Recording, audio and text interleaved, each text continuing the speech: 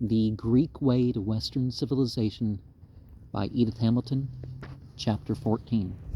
Euripides, the Modern Mind. Euripides, with all his faults, the most tragic of the poets, says Aristotle, supreme among critics, whose claim to pronounce ever the final verdict has only of late been called into question. Now, really, the final verdict is with divinity, so therefore what has actually been revealed or inspired. His judgment here points the latter-day attitude toward him. The great critic was wrong. He confused sadness and tragedy. Euripides is the saddest of the poets, and for that very reason, not the most tragic. A very great tragedian, beyond all question, one of the world's four greatest, to all of whom belongs that strangest power, so to present the spectacle of pain that we are lifted to, what we truly call the height of tragedy. Euripides can indeed walk those heights exalted, but the dark depths of pain are what he knows best. He is the poet of the world's grief. He feels as no other writer has felt the pitifulness of human life, as of children suffering helplessly what they do not know and can never understand. No poet's ear has ever been so sensitively attuned as his to the still, sad music of humanity, a strain little heeded by that world of long ago, and, together with that, something then even more unheeded, the sense of the value of each individual human being.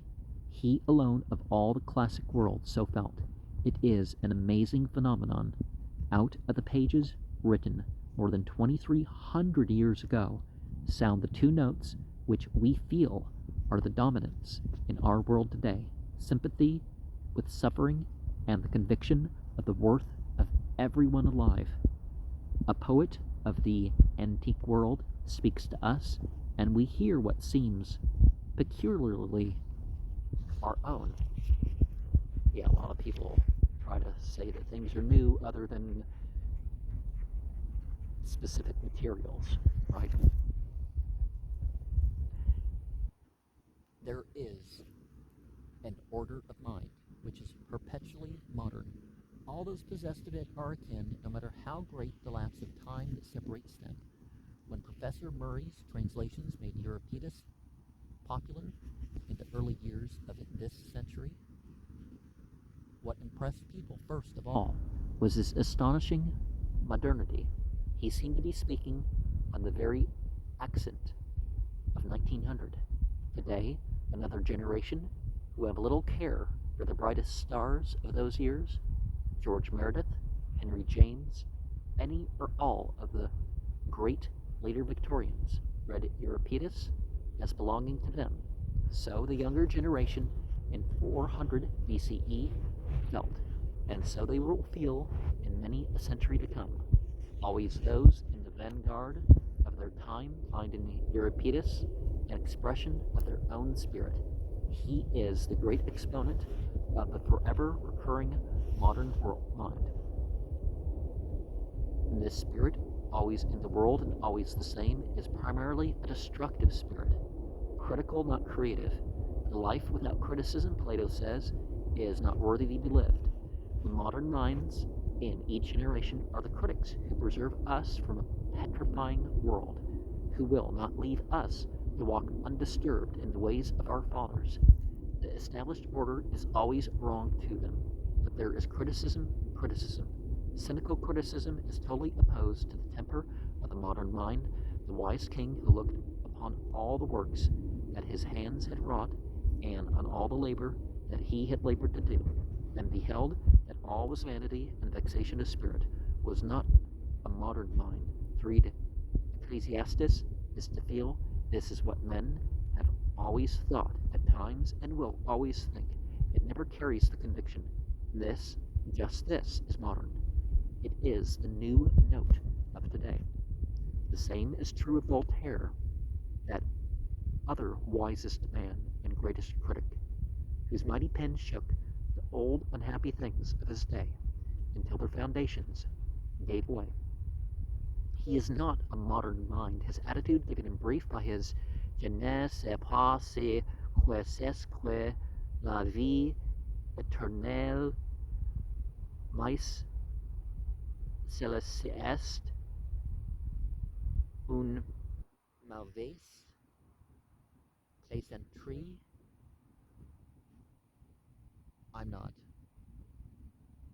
don't remember the rules to read French, so that's as best as it's going to get right now, is of another order.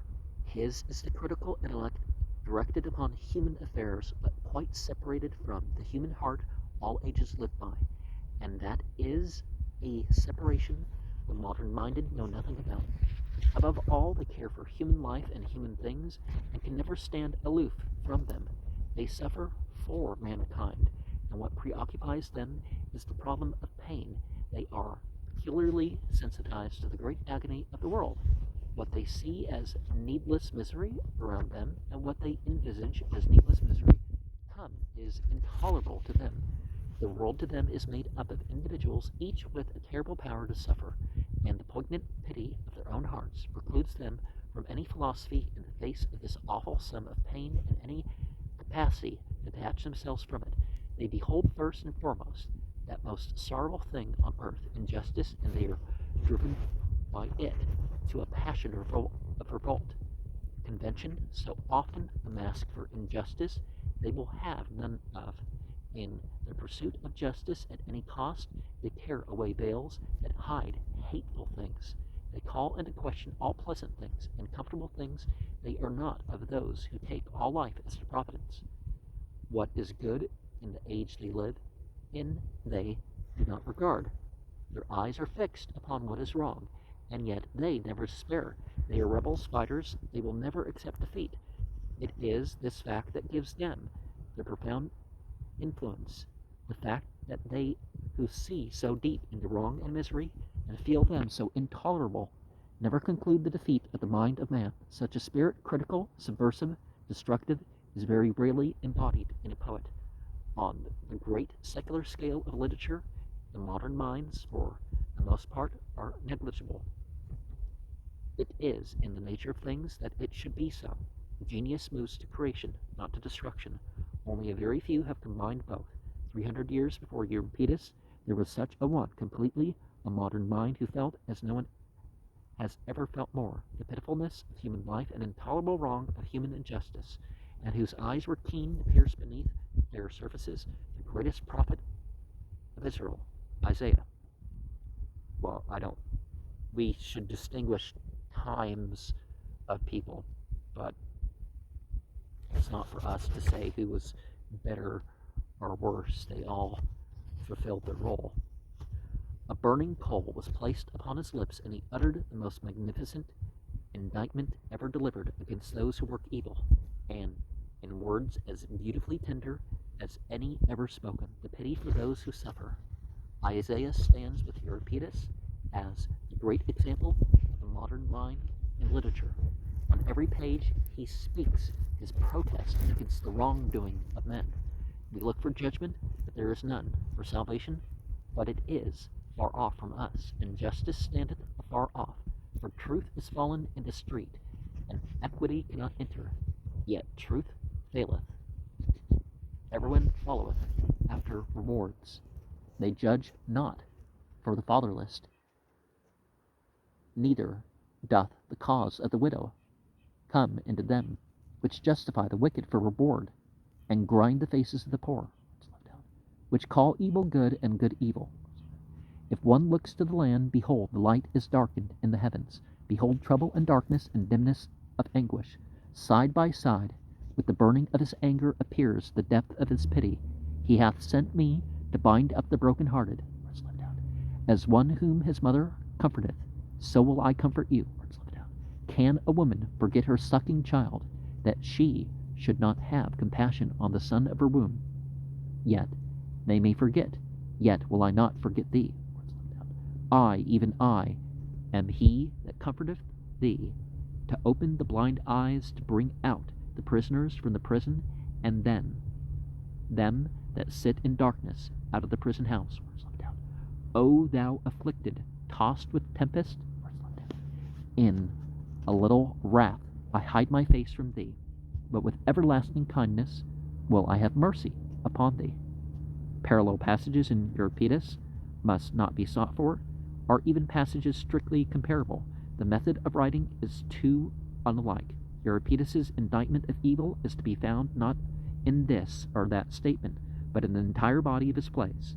The years of his manhood were the years of the great war between Athens and Sparta. His own country's victories at first, her immensely spreading power, never dazzled his eyes. He looked at war and he saw, through all the sham, glory to the awful evil beneath.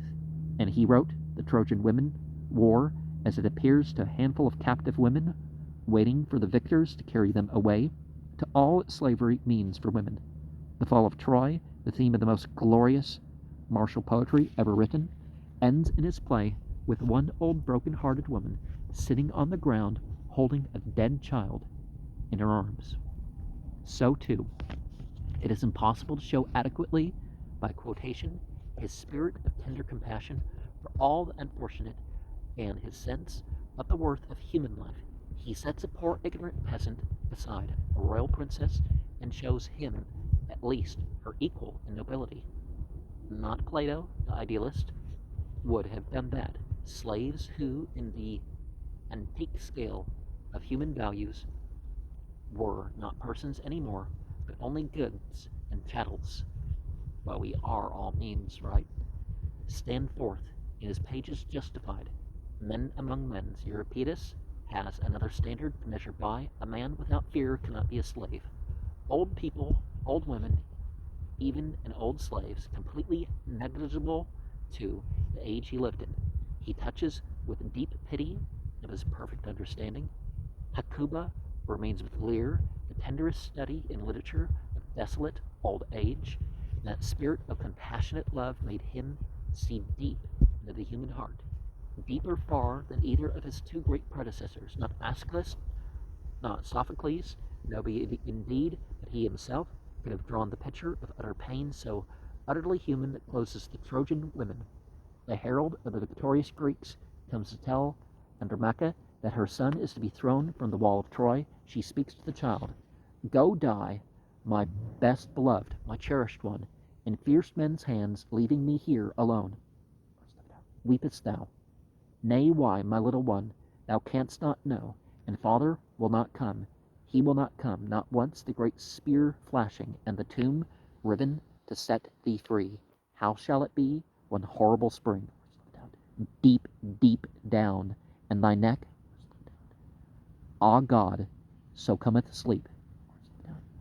And none to pity thee, thou little thing, that curlest in my arms, what sweet scents cling all round thy neck, beloved, can it be?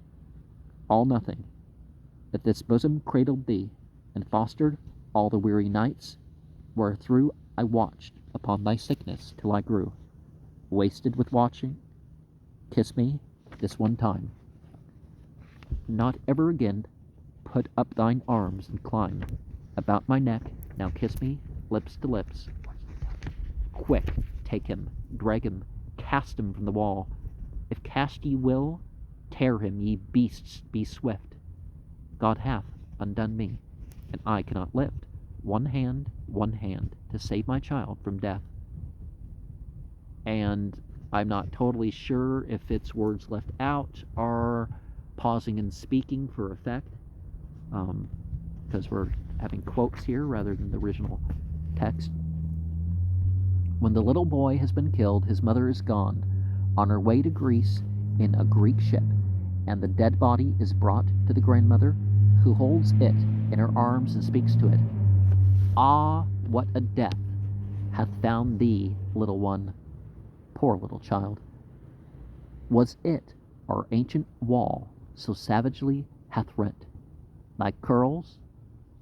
Here were the bone edge frayed. Grins white? Ah God, I will not see. Ye tender arms, how from the shoulder loose ye drop, and dear proud lips so full of hope, and closed forever what false words ye said at daybreak when ye crept into my bed, called me kind names and promised, Grandmother, when thou art dead I will cut close my hair, and lead out all the captains to ride by thy tomb. 'Tis I, old, homeless, childless, that for thee must shed cold tears.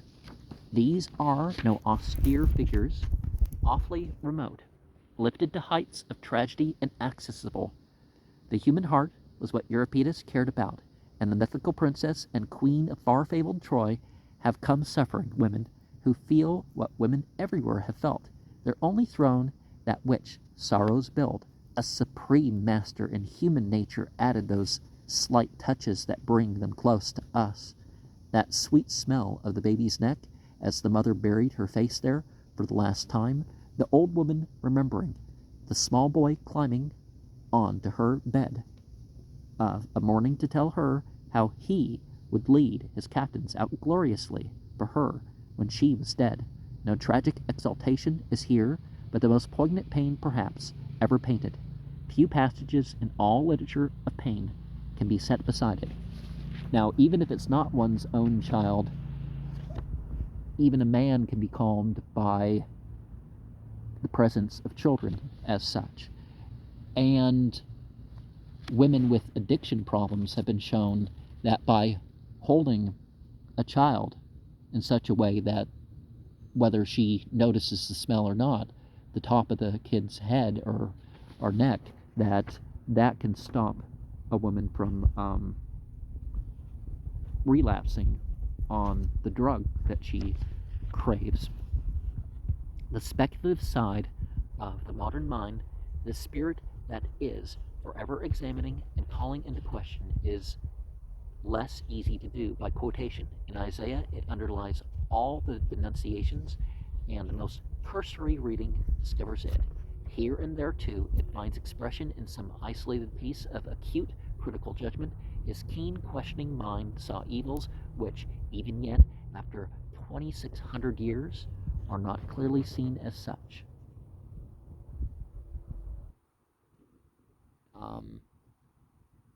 Isaiah sees its first fragments about, 800 BCE? Something like that. Woe unto them that join the field, that they may be placed alone in the earth. The evil of great landed estates, giving them brief. England's land question today, Euripides, well-known words about women in the media, familiar quotation to women suffragists so short a time ago, are a perfect parallel of far-sighted criticism.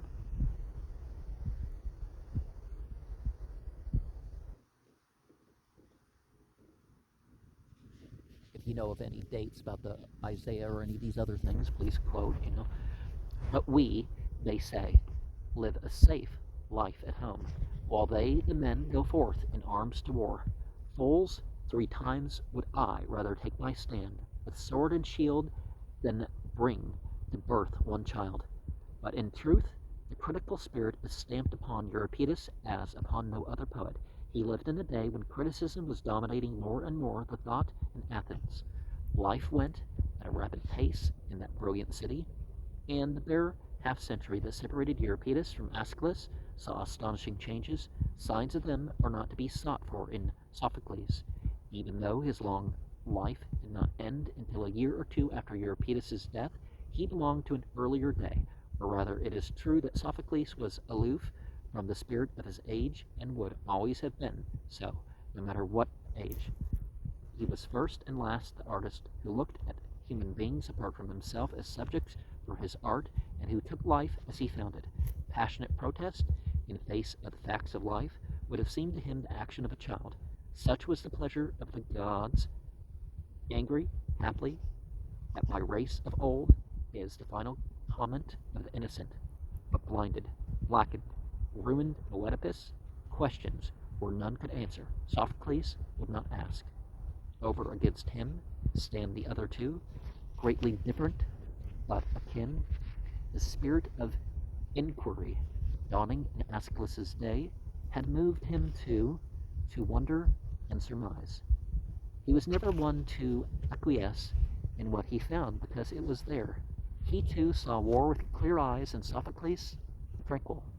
Acceptance of all Olympus, fated hierarchy, was never possible to him. Completely a modern mind he was not. He would never, under no circumstances, in no age, have seen mankind as chiefly pitiable. Indeed, pity was not a major emotion with him. He had the soldier's temper, which faces what is next to come, with never a look back to mourn what is past.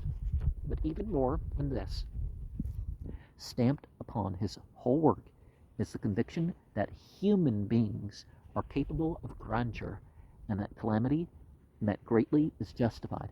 Passionate protest against the facts of life is no more to be found in him than in Sophocles, but for a totally different reason. A hero's death awaits neither pity nor indignation. Well, a lot of stuff just manifests what's there, right? Are not. Completely unlike him in this point, Euripides is nevertheless his spiritual son.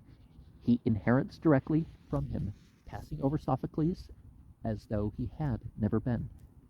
The Bible talks a lot more about the whole spiritual children thing than people realize in this sense. Aeschylus disregarded the current religion. Euripides directly attacked it. Again and again he shows up the gods in accordance with the popular conception of them as lustful, jealous, moved by meanest motives, utterly inferior to the human beings they bring disaster upon, and he will have none of them. Well, you got to think about what do people call gods, right? A lot of what people said deities is like functionaries of things. It's basically a way of saying angels is what you say in Western culture mostly now, you know. Say not, there are adulterers in heaven. Long since my heart has known it false. God, if he be God, lacks in nothing. All these are dead, unhappy tales. His final rejection: if gods do evil, then they are not gods. It is essentially a rejection of man's creating God in his own image, a practice that was to hold the world for centuries after him, and is today more common than not. And so we find out, so the fallen angel side perhaps is what people are calling gods, right? So can a mastermind outstrip the ages of certainties he had few. For who knows if the thing that we call death is life, and our life dying? Who can know? Save only that all we beneath the sun are sick and suffering, and those gone before not sick, not touched with evil. Aristophanes' indictment of him and the frogs is summed up in the charge that he taught the Athenians to think, see, understand, suspect, question everything. He was, the stories that have come down about him say, an unhappy man. He withdrew from the world and lived the life of a recluse in his library, gloomy, unsmiling, averse to society. Runs an ancient description of him. A misanthrope, they said, who preferred books to men. Well, you don't have to hate humanity to realize in that direction. But ultimately, the books, you can love books for the sake of people, right? Maybe you just prefer being around books than being around people. Never was a judgment less true. He fled from the world of men because he cared for men too much. He could not bear the poignant piety of his, and pity of his own heart. His life had fallen on unhappy times. As final defeat drew ever nearer, Athens grew terrified, fierce, cruel, and Euripides had a double burden to carry: the sensitiveness of a great poet and the aching pity of a modern mind. How could such a one endure to come into contact with what his city had learned to tolerate and to commend? One thing alone could help her he had been fitted to do. He could so write as to show the hideousness of cruelty and men's fierce passions, and the piteousness of suffering, weak, and wicked human beings, and move men thereby to the compassion which they were learning to forget. Of these two scores, it is easy to explain what at first sight seems puzzling. His great unpopularity in his lifetime, and his unexampled popularity shortly after his death. Only 5 of his plays were awarded a first prize, whereas Sophocles gained over 20. Aristophanes has good words for Aeschylus and highest praise for Sophocles, but nothing is too bad for him to say about Euripides.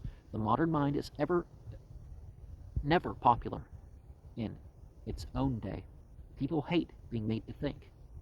Above all, upon fundamental problems, Sophocles touched with the radiant glory of sublime poetry the figures of the ancient gods, and the Athenians went home from his plays with the pleasing conviction that old things were right. But Euripides was the arch-heretic. Well, a heretic is somebody who thinks for themselves, right? Miserably disturbing, never willing to leave a man comfortably ensconced in his favorite convictions and prejudices. Prizes were not for such as he, and yet, very soon after his death, the verdict swung far to the other side, and extraordinary tales of the way he was loved by all manner of men have come down to us. The dogmatisms of each age wear out. Statements of absolute truth grow thin, show gaps, are discarded. The heterodoxy of one generation is the orthodoxy of the next. The ultimate critique of pure reason is that its results do not endure. Euripides' assaults upon a superstructure of religion were forgotten. What men remembered and came to him for was the pitying understanding of their own suffering selves in a strange world of pain, and the courage to tear down old wrongs and never to give up seeking for new things that should be good. And generation after generation since have placed him securely with those very few great artists who feel the giant agony of the world, and more like slaves to poor humanity, labor for mortal good.